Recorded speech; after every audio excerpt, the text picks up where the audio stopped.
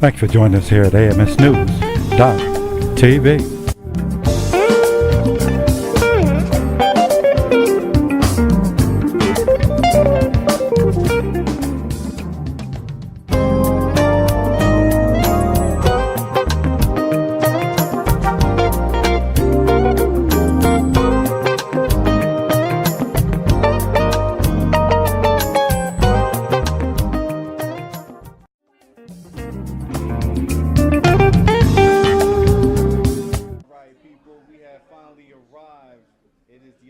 Show with Dave Roberts and my beautiful co-host Dawn Hightower.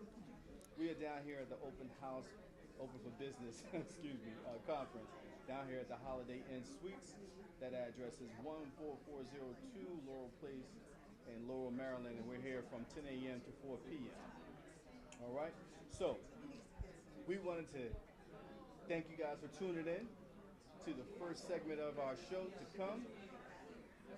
I am Dave Roberts again. That is For the Ugly Truth. And this again is Dawn Hightower. Hello, everyone. All right. So, just to kind of give you an understanding, we are from Philadelphia. Myself, I'm born and raised in Philly. 20 years in the public service industry. Now, what that amounts to for you guys is exposure to diverse cultures, views, and opinions. So, we're going to try to get into it. So today we're going to talk about Nike and Kaepernick. So this was an interesting topic on the way down here. Me and Dawn were discussing. So we kind of think Nike took advantage. What do you guys think? What's your view on that? Well, I think they jumped on a bandwagon. It was a way to make money and still stand up for an issue that they felt they needed to support. So I agree with you. I kind of think that they kind of just held out and waited for the opportunity to take advantage, like you stated. And they could have pretty much signed Kaepernick about 14 months ago. But, you know, you're talking about a man that has basically been prosecuted and removed from football for just standing up for an injustice for his community. So, in essence, it just seems like everything just went kind of downhill for him.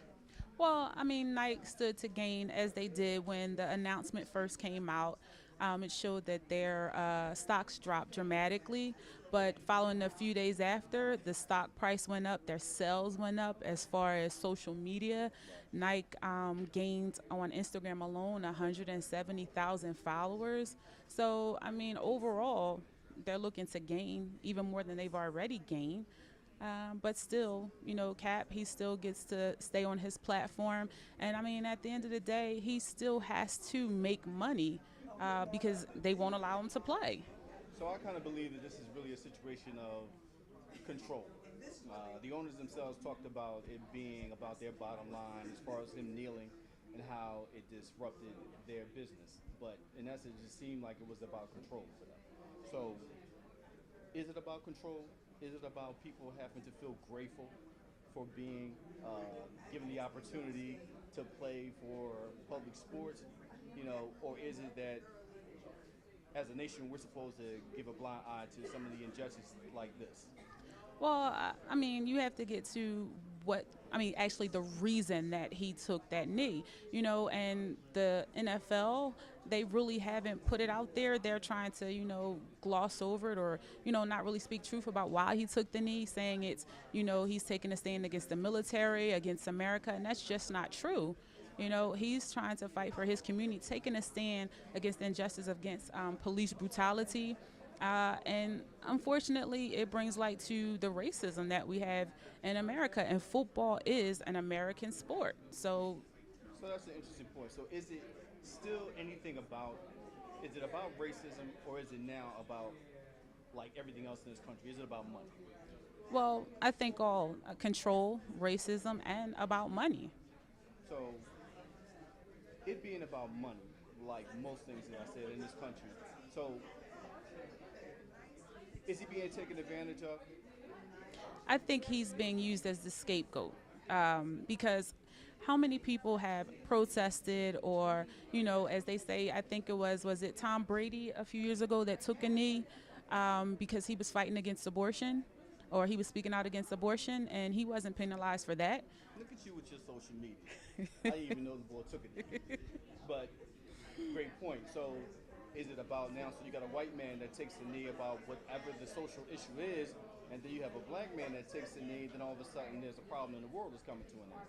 So what I think that Nike took advantage of is that no one wanted to touch Kaepernick for months at a time. He was consistently talked about. And then all of a sudden, for them to try to present themselves as being cutting edge, they do the thing of signing him and making him a poster child. And then all of a sudden, like you said earlier, now their stocks and their following has increased significantly. You know, and just like all things in this country, again, it's about a dollar. So where do you and I, you know, watching this particular thing, this situation unfold, how do you play a part?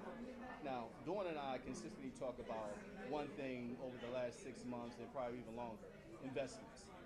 The one thing that seems to touch all aspects of this country, if it being about money, is having your hand in the money. So, if Nike stock increases, what's the best way in order to curtail their morality when it comes to how things are viewed, just like every other conglomerate business in this country? You have to buy stock in these places. You have to have a say in these places.